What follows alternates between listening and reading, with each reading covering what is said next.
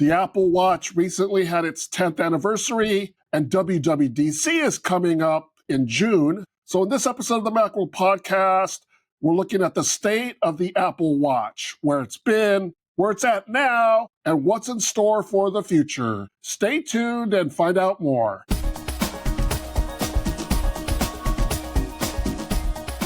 Welcome to the Macworld Podcast. I'm Roman Loyal, here with Jason Cross. Good morning. And Michael Simon. Hello, sir. Today's show is the third in our series of examining the state of different Apple products in the lead up to WWDC in June 9th. That's when the keynote is. We started with the iPad. We did Apple smart home efforts. So check out those shows if you haven't already. Now we're talking about the state of the Apple Watch and watchOS. Apple Watch was introduced in September of 2014 and then started shipping 6 months later in 2015. So it's been 10 years since the initial model was released. But then they did a new model that fall as well. The Series 1 was, so technically, so we're 10 in, but it's really the 11th watch and the 10th year, and it's a mess. They had that thing where they started making one called a Series 0, like it was like, because it's just Apple Watch, and then there was a Series 0, or they started calling it. I don't think it was an official Series 0. I think people just called it Series 0. Maybe, yeah. Yeah, it was more like, because the first one didn't have a series. So then they introduced Series 1 in the fall right after that was released. So everyone was like, well, what the hell do I have? So they started calling it Series 0. Yeah, so we're technically 11 models into the whole run here, even though this is going to be Series 11. This will be the 12th model. Not counting Ultra being its own things and SE being its own things. There was never like an S model like the iPhone. It was always 1, 2, 3, 4, 5. Point is, it's been a decade of Apple. Yeah, that's right. To sum up. Yeah, to sum up. Where it's a decade of Apple Watch. And I wrote about recently how I think more than most products that have gone on for a decade, the Apple Watch really hasn't changed in terms of how it looks and feels. Like there's definitely been software changes, but there was one big change with the Series 4 when they went from it having a square screen surrounded by a lot of bezel to expanding out the screen and having curved corners on the screen so that it has less bezel and it fills out the screen. And everything since then has been these little tiny changes. Like it's a 0.5 millimeter thinner. It's the bezel's just a tiny bit smaller. The screen's brighter. It gets new sensors. There's definitely been hardware iterations, but from 10 feet away, you can't tell if somebody has a 6-year-old Series 4 or a brand new Series 10. Like they look the same. The only hardware change in the series has been the introduction of the Ultra. God, imagine if from iPhone 1 to iPhone 10 didn't change. They got new processors and cameras and stuff, but they look the same. That would be shocking. So I think there's a lot of opportunity for Apple to not just wait for the next magical health sensor that goes in there, but to like change the watch. Yeah, and it's tricky with something like Apple Watch because, like, for example, it's a MacBook's a MacBook. It's been that way for a while, but you got silver, you got space gray, you got gold, you got this new space black. Like they change it. A new color on Apple Watch is so subtle because it's just the edges. Like it still looks like an Apple Watch. Like the different the color, unless you have like a red one. Like it's subtle. It's not all that different from year to year or even between each model. And the bands work on all of them. Yeah, they're all the same, which has been a good thing. But I think it's fantastic for people who have an older one. You could buy a new band and vice versa, but it doesn't do a whole lot to separate the new one from the old one, particularly in visually. They could do things like back when the Series 7 was going to come out, there were all these rumors that they were going to change it. And they had all these renders of like flat sides and stuff. John Prosser made all these videos and stuff, which turned out to be completely like wrong. They weren't even close. That looked great. Like they could do that without totally changing everything. I think it's okay after 10 years to break compatibility with the bands, to say like, okay, Series 1 through 10 gets these bands, and then we have a new band situation that can transmit very small amounts of data and power to bands so that third parties can make smart bands that do things, have a little screen or a button on the bottom or whatever. Can you imagine like an action button on the bottom like here that does a thing. I mean, we've heard talks, we've heard rumors, like patents about that. So-called smart bands with cameras and sensors and stuff. But yeah, I mean, obviously the current mechanism doesn't support that. And it's tricky to make one that still supports the water resistance they want and all that other kind of stuff. But I think there's just so much opportunity that Apple's decided not to do. I gotta imagine they have a dozen prototypes in the lab looking at these things, but they've decided to not do any of that. And they're just waiting for like blood pressure monitoring or whatever and just making the processor faster. It's just not exciting to get a new Apple Watch anymore. Even if yours is 3 years old, the new one just doesn't, like, what does this do for me? watchOS keeps getting better or whatever, but it's lost. Like, it doesn't do blood oxygen anymore. It's losing capability. That's kind of a unspoken thing at this point. So a year ago, Apple removed the blood oxygen sensor's capabilities. Like, the watches still have the sensor. It just doesn't do anything, which had been released, I believe, a year prior, maybe two. And, you know, it was a fairly decent-sized deal when it was released. They had a commercial about it. And, you know, it particularly when COVID was happening, people were using it to, you know, check their blood oxygen, and it was an important sensor. A little over a year ago, a company sued Apple and said, you know, we have the rights to this sensor inside it. And Apple said, no, you don't. And they went to court, and the judge ruled that Apple had infringed on the patent. And Apple just said, all right, we're just gonna cut it off. I think the judge hasn't ruled yet. I think they're still fighting the court battle, but the judge issued a stay preventing them from shipping anymore with the sensor until the case is decided. So I don't. So they never finalized the case. It's still like in limbo. It's interesting. Yeah. I think it's just a Okay, TRO. well, I think it's just a temporary restraining order. But for either reason, you know. Yeah. So they can't. Well, what? Yeah, right. However that works out legally, they don't sell Apple Watches. They can't sell Apple Watches in the U.S. with the blood oxygen sensor active unless they pay. And Apple isn't going to do that, or hasn't figured out with Massimo or whoever the company is what that would look like. There was reports that Massimo was charging like some absurd amount per watch, and Apple was like, we're not paying that. I don't know what those negotiations actually look like, I think you might be right. They were it was decided, but it's the patent expires in 2028 anyway, so they could wait that long, but that's forever. That's 3 years. Now. Yeah, that's as an eternity. And if you bought a watch, and that was one of the reasons why, and I'm sure there was for some people, because Fitbit had it for a while. Guess what? It doesn't work anymore. And that's just the way it is. Apple never mentioned it. They never talked about it. They just pulled it from the website. They never apologized and never offered any like, oh, here's $25 toward a new watch band at the Apple Store. Like they never did anything. They just cut it off. And I assume the Series 10, I have to look at the teardowns. We probably looked at it back when they released. But I assume the sensor is still in newly shipping watches. It's just because it's only disabled in the US. When you buy it internationally, the feature works, and it happened kind of in the middle of a product line. So it was every watch sold after January 18th of last year, 2024. If you bought an Apple Watch in December, a Series 9, and then it worked. And then if you bought a Series 9 in April, you would not have the blood oxygen set. So Apple's likely just going to wait that patent out, and then I don't know. They filed an appeal, so I guess we'll see where the appeal goes, or maybe the appeal will result in them saying that Massimo has to charge a reasonable licensing fee or whatever it is.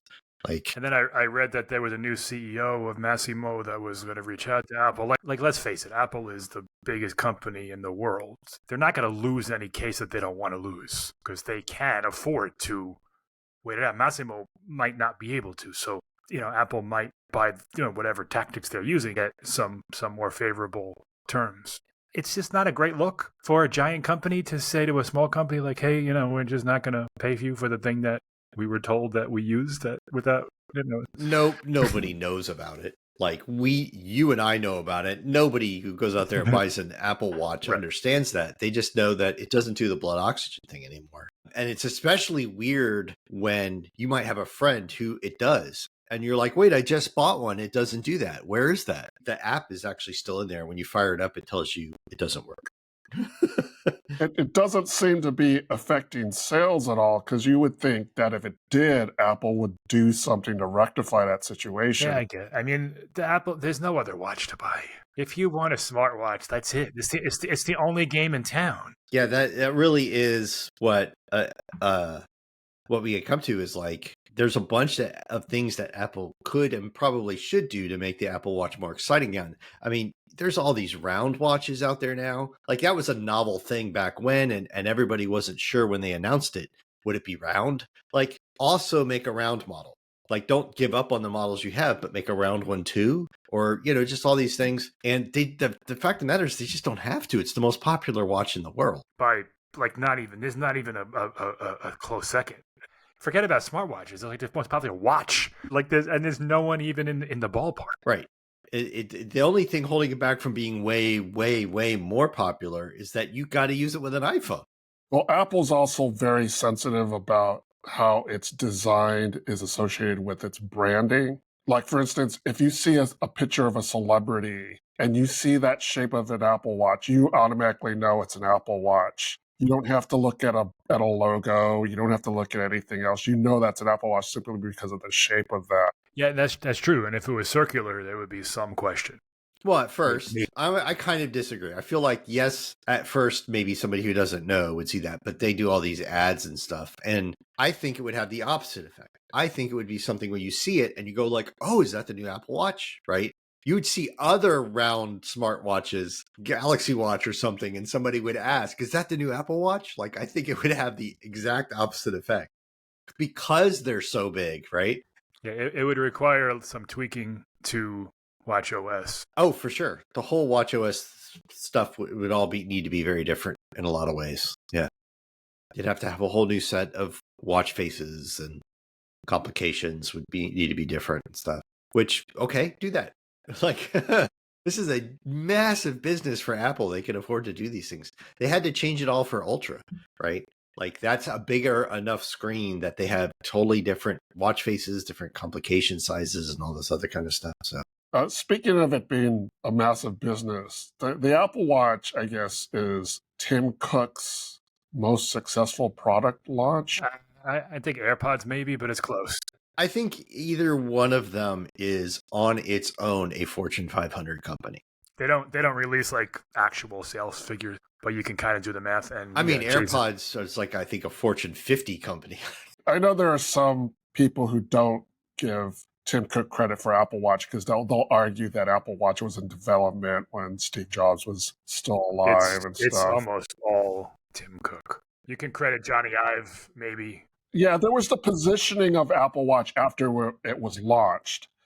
And, there was a question of what it was for, and Tim Cook kind of helped give it direction. I mean, Jobs passed in 2011, right? And the watch was introduced in 2014. That's years. This was 3 years. It's not like 6 months later. This was years later. So yeah, I think we can give this one to Tim Cook. You remember when it was at the iPhone, I think the iPhone 6 event, and after they showed the little intro, it was a one more thing. They did the little intro, and I remember he comes back on stage and he's kind of like this, like that was his moment. Like this was his first, this is mine product. It's a runaway success. Yeah, the criticism is it's gotten boring. It's gotten to be where there's kind of not much reason to upgrade your Apple Watch. And God, last thing we want is for them to make it so that you feel like you have to get one every year. But even if you have a 4 or 5 year old one, like does it do that much that different than what they do today? Like not for most people. Yeah, 7, 8, 9, 10 is basically like they're very, very similar. You need the temperature sensor and a couple things, but the software hasn't changed much. And I guess that's one of the things we're going to see is there's a big redesign coming to all the OSs this year. They're supposed to all kind of share a look and feel and similar way they work. But the rumors that watchOS is not going to be all that different. And I guess that makes sense because it doesn't. I don't know how it could be. Yeah. Yeah, it doesn't look and operate. They just changed it a lot with the whole cards and changing the button and the dial, pressing the dial from doing the things and stuff. So there's going to be some changes, but. And watchOS is already pretty distinct. I mean, there are elements, it's an Apple product, but it's not iOS. It's not iPadOS. It's its own thing.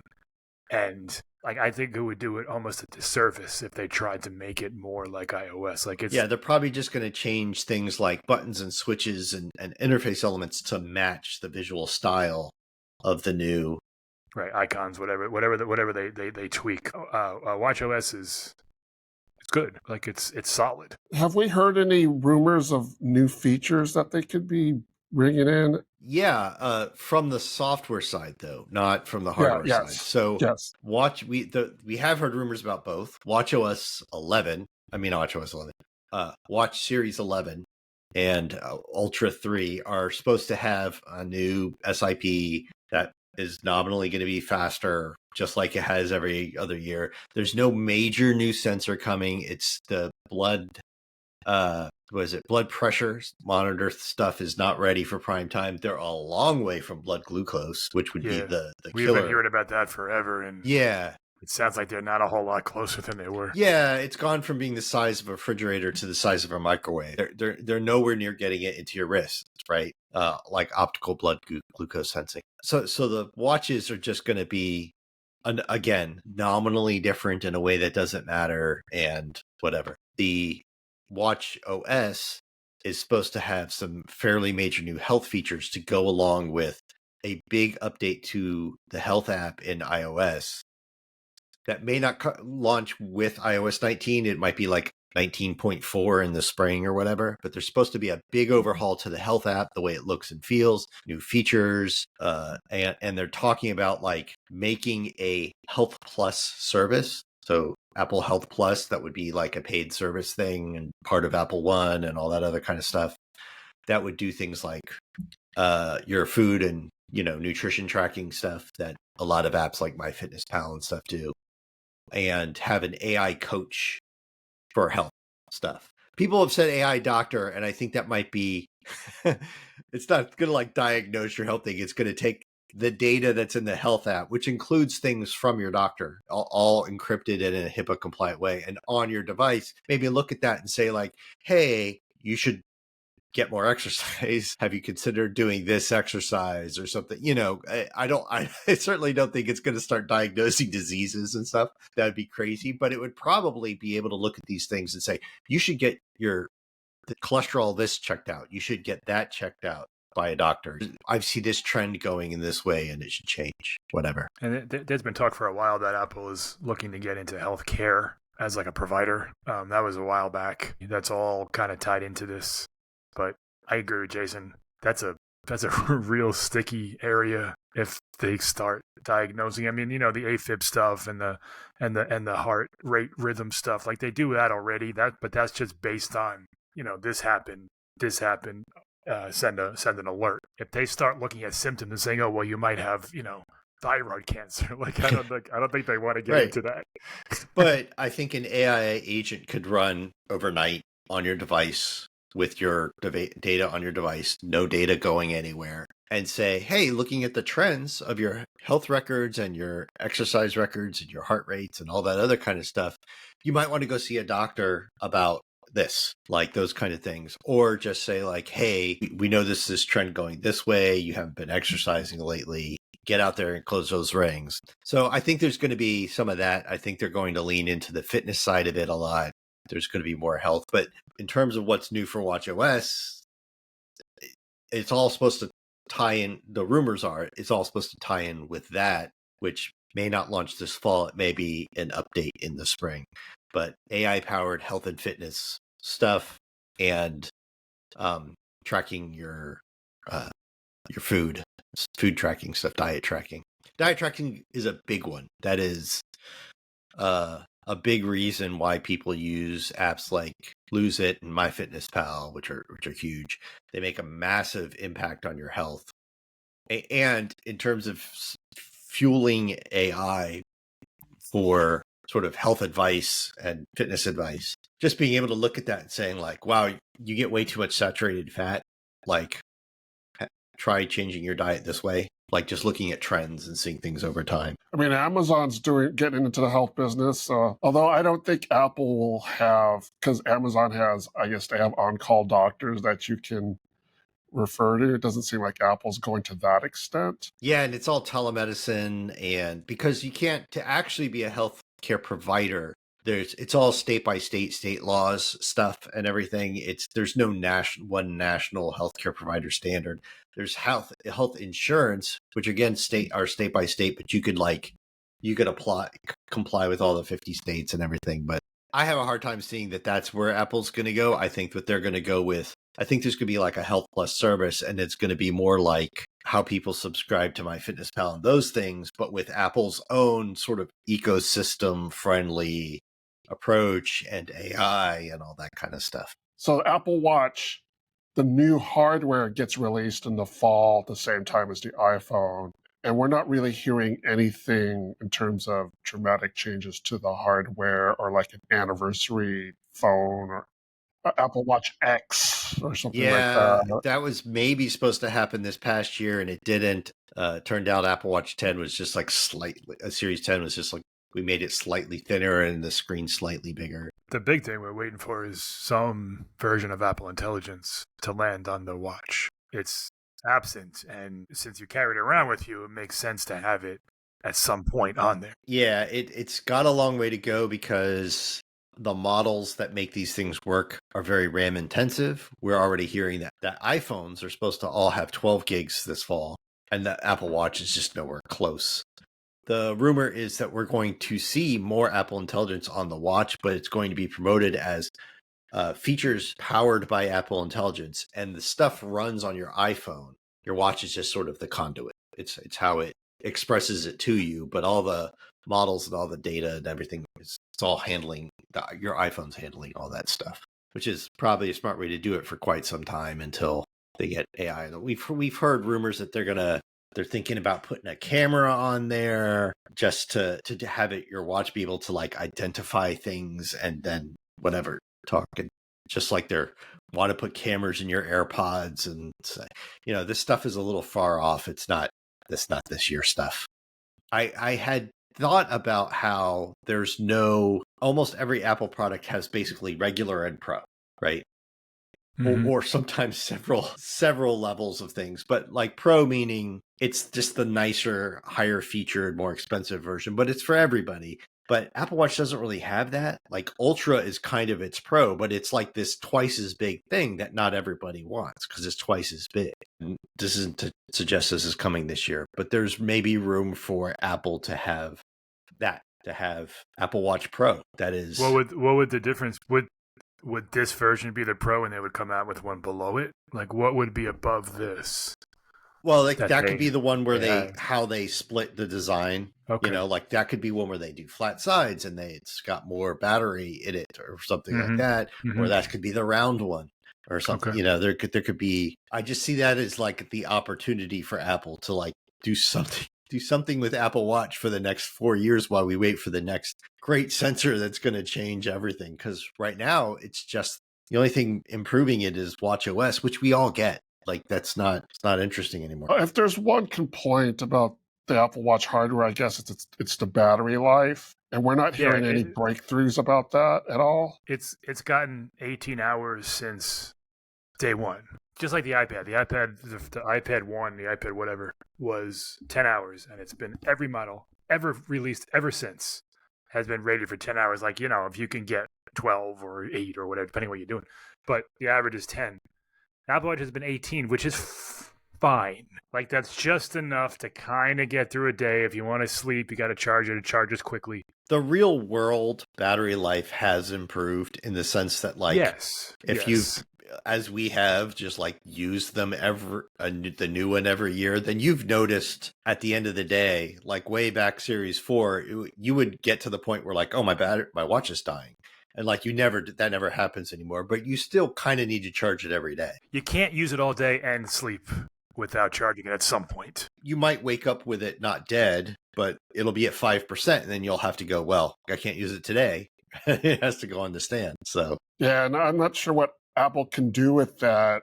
There are some new battery chemistries that are being a little bit better. worked on in the industry, but it doesn't seem to be at a point yet where it's affordable or usable or anything like that.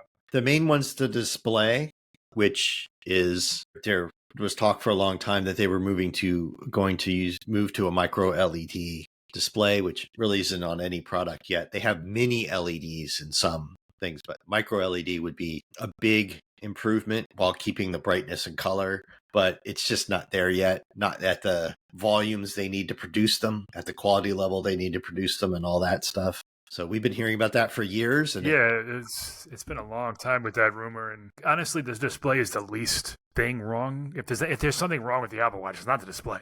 That's for sure. No, just in terms of battery life. That's where they can have the big impact is, mini LEDs could give you the same brightness and color and quality while using a lot less power, but it still wouldn't last like a week. To do that the way some other watches do, you have to really cut back on all the background processing that gets done. How often it takes, how much it connects to your phone, how often it takes. is the big one. Notifications and things like every hour when it checks your heart rate and stuff like that. If you turn all that kind of stuff off and it starts communicating with your watch less and using those health sensors less, it lasts a really long time. But it also just doesn't do all the stuff that you wanted to do. Just buy a analog watch, yeah. The one possible new thing this year is an updated Apple Watch SE. It's been now 3 years. It's really been like 5 years because the SE2 was essentially the same as the SE1. The only thing they did was they added a new chip and they brought crash detection. And that's it. It was otherwise exactly the same, and they cut the price to $250. So there have been rumors for a couple of years now that Apple will update it in some way. First, they were going to do like a plastic model, but now it seems like maybe not. But like that's, in my mind, the best place to do something kind of different because that's geared towards people who want like a very basic smartwatch. They don't need any of the high-end sensors. They don't even really want them. They just want a watch that looks good, connects to their phone, gives them notification, lets them take calls, the basic stuff, and does, like step tracking and obviously heart rate. So like that's kind of the place, almost like the iMac, where Apple can really have fun with it and have some new colors to it, maybe a new material. But I don't know, because the rumors with that is going to be plastic and geared towards kids and be fun and vibrant. And now they're like, well, they didn't really like the way that was going in production, so they don't know what they're doing with it now. Yeah, that would be the benefit of doing it. Like what they can't just do is add another feature or something. We've talked about how the features that have been added to the Apple Watch haven't made that much difference for between 7, 8, 9, 10. If this fall there's an iPhone Series 11 and a new Apple Watch SE, which is basically an Apple Watch Series 8, just get that. Like, and Apple wants to sell people higher sale price items, not give them an excuse to buy the cheapest version. They almost can't just upgrade the SE. They need to make, like you said, an Apple Watch that's different, a cheaper Apple Watch that's different because it's like shaped different, color, vibrancy, maybe even less features and even a further reduced price so they can get cellular in there and then all the parents can get it, track their kids. I think they really kind of want it to be something where parents can like, I don't want my kid to have a phone, but if I give them a cellular Apple Watch and they have the whole family setup thing, then he can call me in an emergency. I can use Find My to know where he's at, like whatever, Yeah, they marketed I think it was the second SE with that feature, that family, what was it called? Family something. I forgot. There's a whole family setup process now where when you get an Apple Watch. Say this is for a kid, you shut down, the pairing with your stuff, not the pairing, the alerts and the messages and the mail and stuff. Yeah, it doesn't pair. They don't need their own phone to set it up, and it doesn't get all the notifications from your phone, right? Right. So they already set that up, but so I had one when my kid was, I think he was 6 or so. So, and I'm like, yeah, let's do this. And it was just like way too big for his wrist. Like it's not small. Like it looked ridiculous. And I have the small one because my wrists aren't exactly big either. But I was like, you can't wear this. Like, it's ridiculous. It's so big. So something has to be done there. If they want it to be marketed for a kid, they got to make like a 35 millimeter or 38 millimeter or something smaller, because kids' wrists are small, or at least lighter weight, like you said, like going to plastic and stuff like that. Like, I don't think kids mind wearing something big that much. It's just it's very like clunky, a big metal clunky thing is like not the Fitbit. It's like an Ace. adult watch. Fitbit makes a watch, an Ace for kids, that my son had back when he was 4, because I used to test those things, and it's like super tiny. It's like the screen is like half an inch, like it's so small, and it just shows you the steps and the time. And he loved it at the time. He wore it, for like 2 years. So that's what kids are looking for, something really small that they're not going to know is on, but they can still check. Oh, look, I have 8,000 steps today. Like he loved doing that, but they don't need. Even a $250 device is way too much. Like, they need like an $80 device or a $60 device. Yeah, and I don't think Apple's gonna do that. I don't think they're gonna turn the SE into a $99 Not like that, product with like a whole different processor and stuff. They're gonna have to use a processor that exists in their lineup. And no Apple Watch Nano, Apple Watch Shuffle. Those are the days. Well, that does it for this episode of the Macworld Podcast, episode 932. Thanks to Jason Cross. Thank you. Thanks to Michael Simon. Thank you, sir. And thanks to you, the audience. Thank you for tuning in. You can subscribe to the Macworld Podcast in the podcast app, on Spotify, on YouTube at the Macworld Podcast channel, or through any other podcast app. Do you have any comments or questions? Send us an email at podcast@macworld.com. or contact us through Blue Sky, Facebook, or Threads. Just search for Macworld and look for the blue mouse logo. Join us in the next episode of the Macworld Podcast as we talk about the latest in the world of Apple. See you next time.